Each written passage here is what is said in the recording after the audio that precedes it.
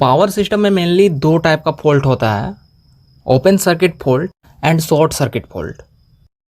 Open circuit fault को three type में categorize करते हैं, that is one conductor open fault, two conductor open fault and three conductor open fault.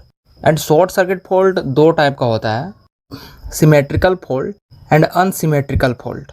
Symmetrical fault भी total दो type में categorize होता है, three phase short circuit fault and three phase to ground fault.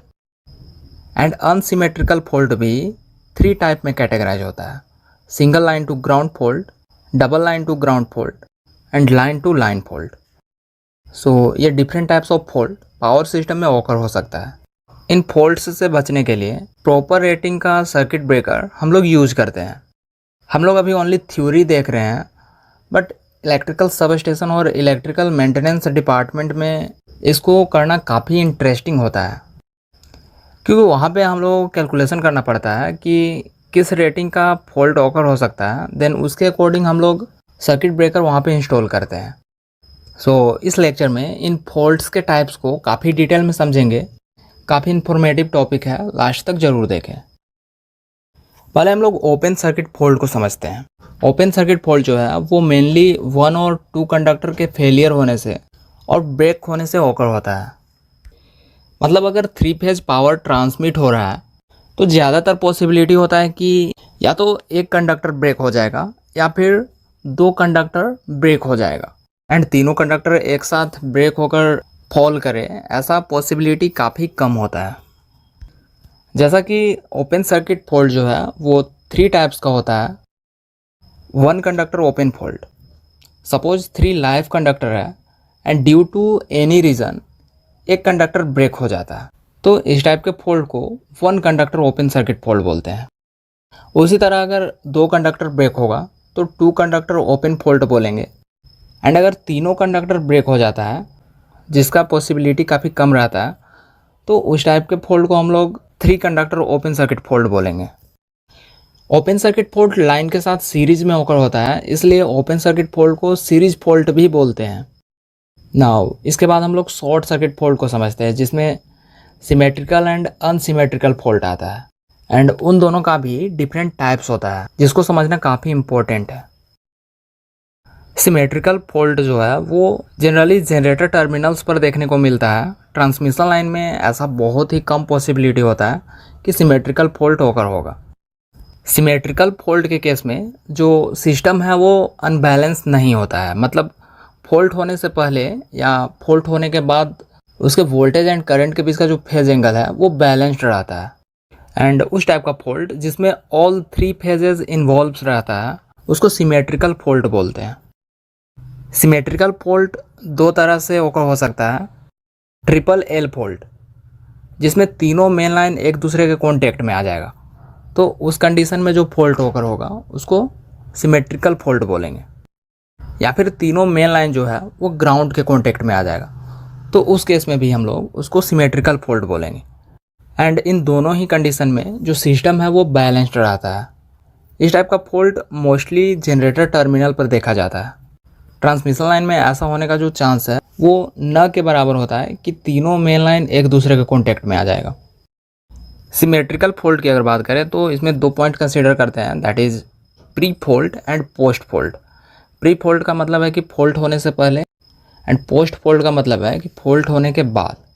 जैसा कि मैंने बताया symmetrical fault दो टाइप का होता है, triple L fault and triple L G fault.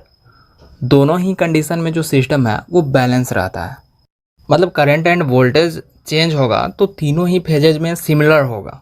ऐसा नहीं है कि किसी एक कंडक्टर में करंट ज़्यादा हो जाएगा तो एक कंडक्टर में करंट कम रहेगा। वहाँ पे तीनों ही फेज में सेम फेज एंगल रहता है।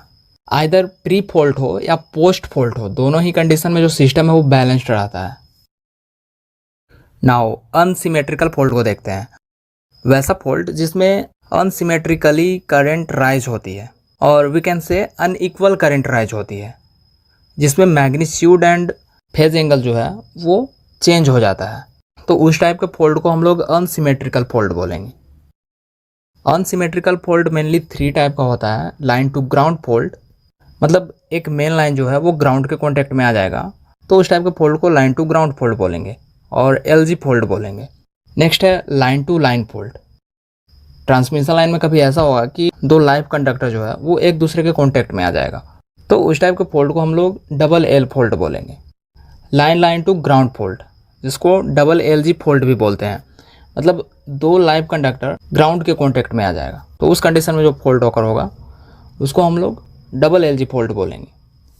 अनसिमेट्रिकल फॉल्ट के कारण सिस्टम जो है वो अनबैलेंस्ड हो जाता है, किसी फेज़ में कम करंट होगी तो किसी फेज़ में ज़्यादा करंट होगी, इसलिए इसको हम लोग अनसिमेट्रिकल फॉल्ट बोलते हैं।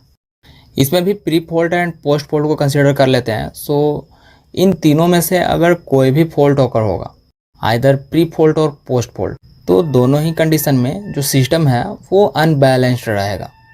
मतलब अगर प्री फॉल्ट बैलेंस्ड था तो पोस्ट फॉल्ट अनबैलेंस हो जाएगा।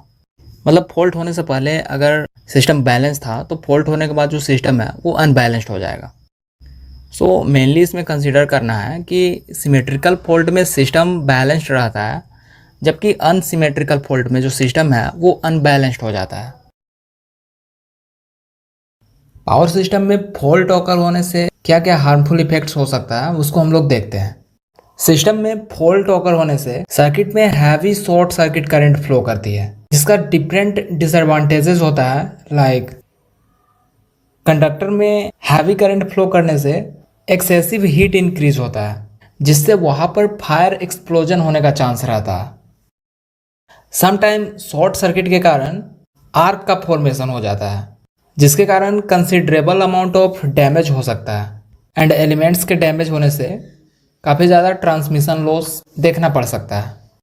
सिस्टम में फॉल्ट ऑकर होने से पावर सिस्टम का जो स्टेबिलिटी है वो अफेक्टेड हो सकता है, एंड कई बार कंप्लीट शटडाउन भी हो सकता है। जब तक फॉल्ट क्लियर नहीं हो जाता है, कई बार कंप्लीट शटडाउन करना पड़ता है।